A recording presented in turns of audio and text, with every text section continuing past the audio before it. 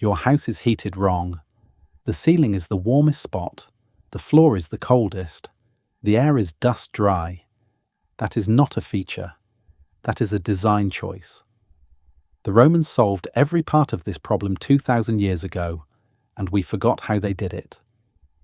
Walk into room 26 of Chedworth Roman Villa in the English Cotswolds today, and you can stand on a glass walkway and look down at 108 limestone columns, each about 2.5 feet tall, set in neat rows under what used to be a stone floor. The floor itself is mostly gone, but the columns are still standing exactly where Roman builders set them around 120 AD. They were never decorative. They were the foundation of a heating system that kept this villa warm for over 3 centuries, including a mosaic laid in another room of the same villa after 424 AD, long after most of Roman Britain had collapsed. The Romans called it a hypocaust. The word means heat from below. Almost nobody alive today has heard of it. This is the story of the Hypocaust. What it actually was, how it worked, why a single Roman floor could keep radiating heat for hours after the fire was banked, why Korean farmers built almost the same system on the other side of the world, and why your modern radiant floor is a quiet copy of an idea that is more than 2,000 years old. To understand what made the Hypocaust work, you have to understand what was actually under the floor. A Roman builder constructing a heated room would start by digging out the ground level down to compacted earth, then laying a flat base of mortar. On top of that base, he would build columns. The Romans called these columns pilae.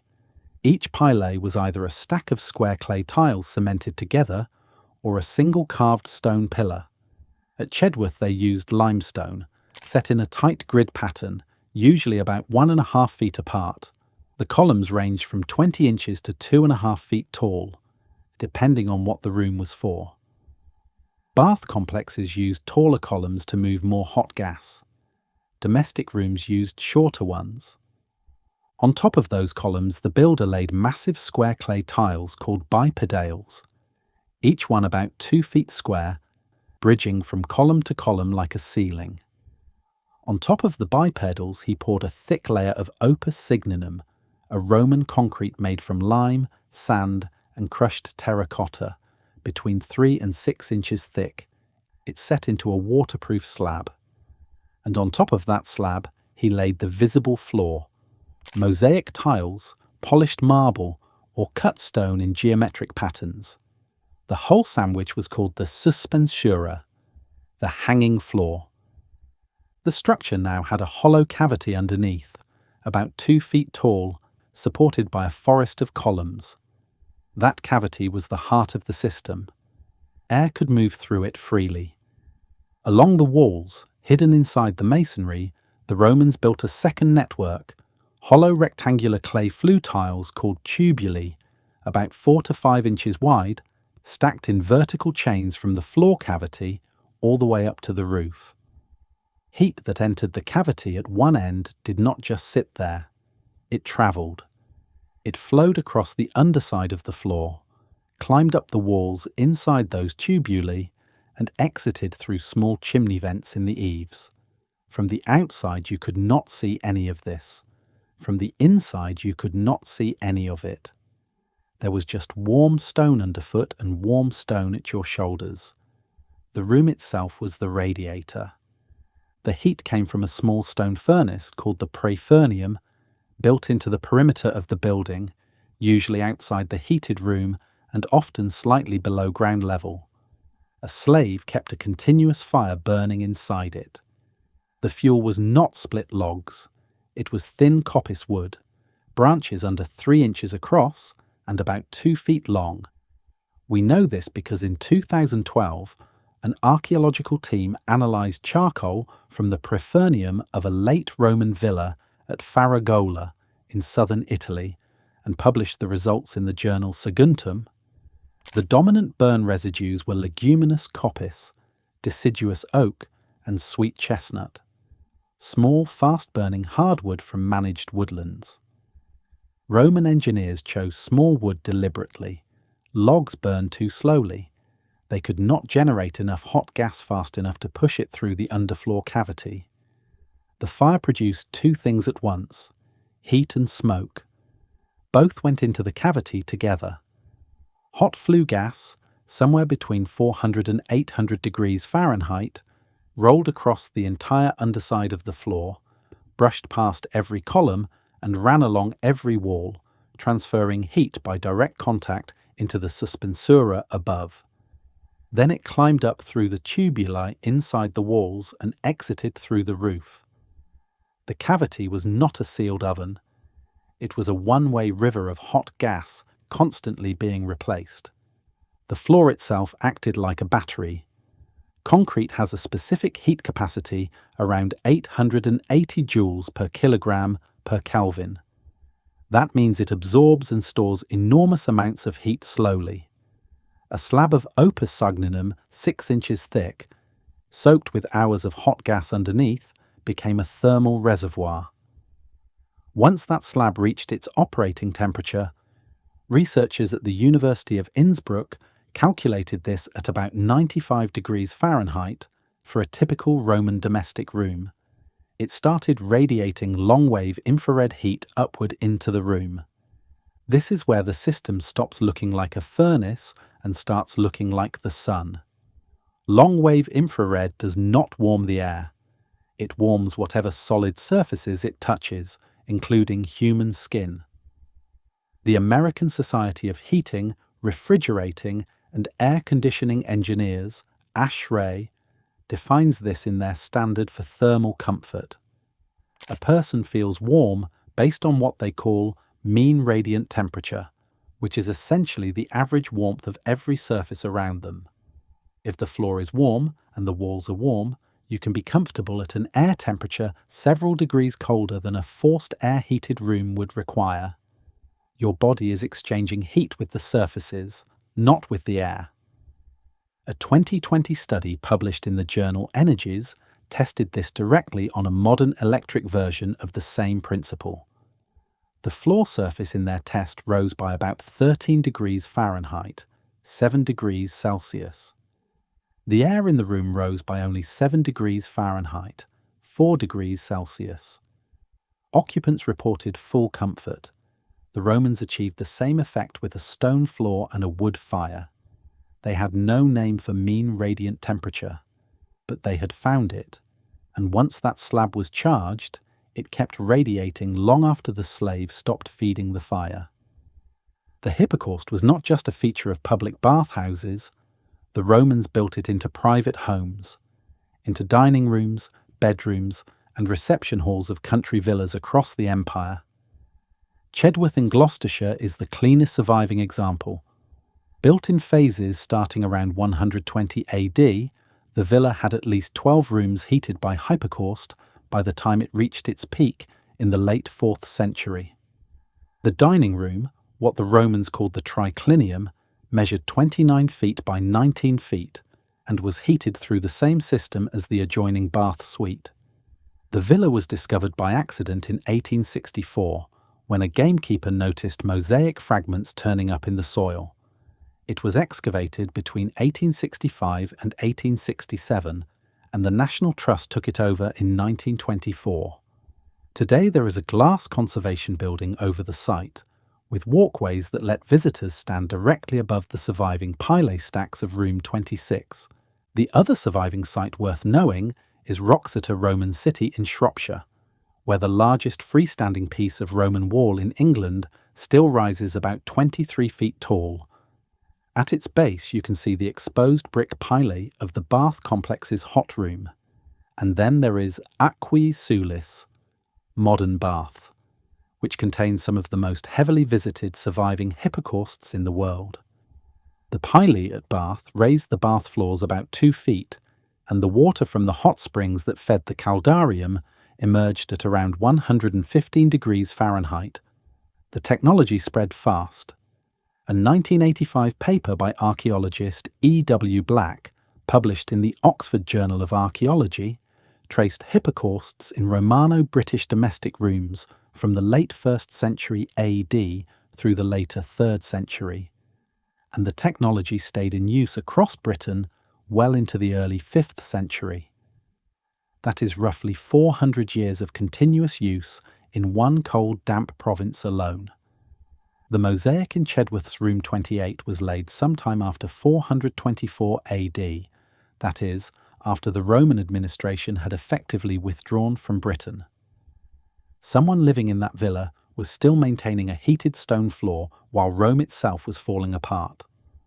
A Roman provincial landowner in his country villa was eating dinner on a heated stone floor in winter, before central heating existed in any other form anywhere in Europe. As far as Roman engineers knew, they were the only people on Earth doing this. They were wrong. On the other side of the world, in conditions the Romans never saw and a culture they never met, Korean villagers were building almost exactly the same system. They called it ondol. The word means warm stone, and the archaeological evidence for it goes back further than the Roman one.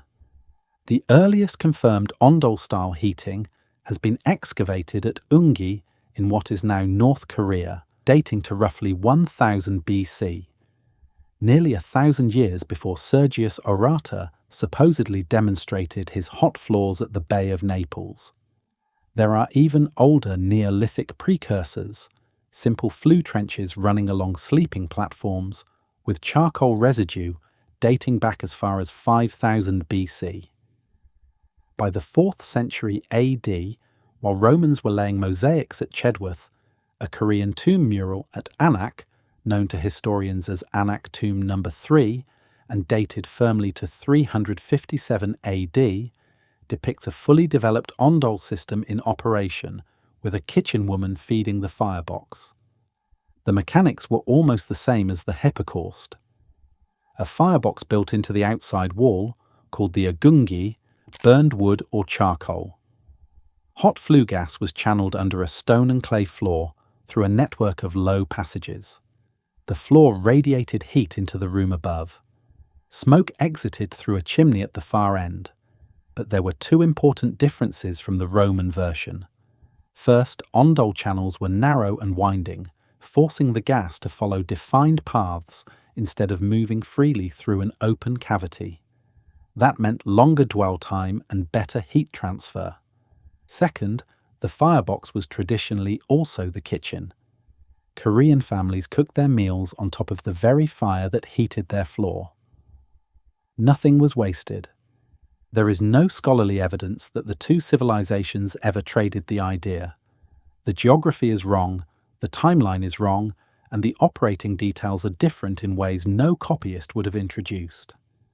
Two cultures, separated by thousands of miles and thousands of years, looked at the same physical problem, how to keep a room warm in winter, and arrived at the same physical answer.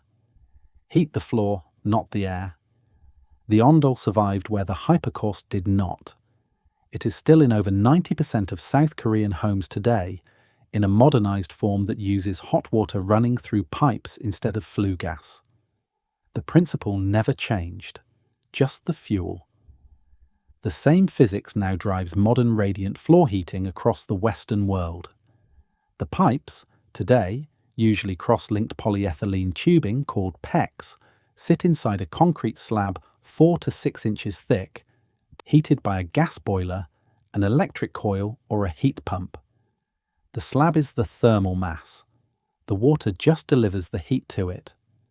From the perspective of physics, this is a Roman suspensura with 2,000 years of metallurgy and plumbing on top. The American building science community has been quietly cataloguing the performance of this system for decades. The United States Department of Energy publishes data showing that a properly designed thermal mass radiant slab, charged once during off-peak electrical hours, can keep a room comfortable for between 8 and 10 hours without any further heat input. That is the modern measured equivalent of the floor stayed warm long after the fire was banked. 8 to 10 hours in a slab a fraction of the thickness the Romans built. The ASHRAE handbook sets the acceptable surface temperature range for a heated floor at 59 to 104 degrees Fahrenheit, with most homes operated between 75 and 84 degrees Fahrenheit. When you compare a modern hydronic radiant system to a forced air furnace pushing hot air through ductwork, the radiant version uses between 25 and 40% less energy to deliver the same level of comfort. The reason is simple. Forced air systems lose between 20 and 30% of their heat just moving it through the ducts, through leaks, through uninsulated runs, through stratification at the ceiling. A radiant floor has no ducts. The heat is delivered directly to the surface that is going to radiate it. There is nowhere for it to leak. The other quiet advantage is something the Romans understood without measuring it. A radiant floor warms a room from the bottom up, evenly, without moving air. Forced air heating works the opposite way. It blows hot air at the ceiling, where it stratifies while the floor stays cold. Anybody who has lived in a house with central heat knows the result. Cold feet, warm head, dry sinuses, dust circulating through every room, and a furnace cycling on and off all day to chase a thermostat 10 feet up the wall. Modern radiant heat is not a return to medieval craft. It is a Roman idea carried independently in Korea, refined by 20th century engineering and validated by 21st century instrumentation. The physics is the same physics Vitruvius would have recognized, which raises an obvious question. Could you build one in your own house? The honest answer is yes, but not the wood-fired Roman version.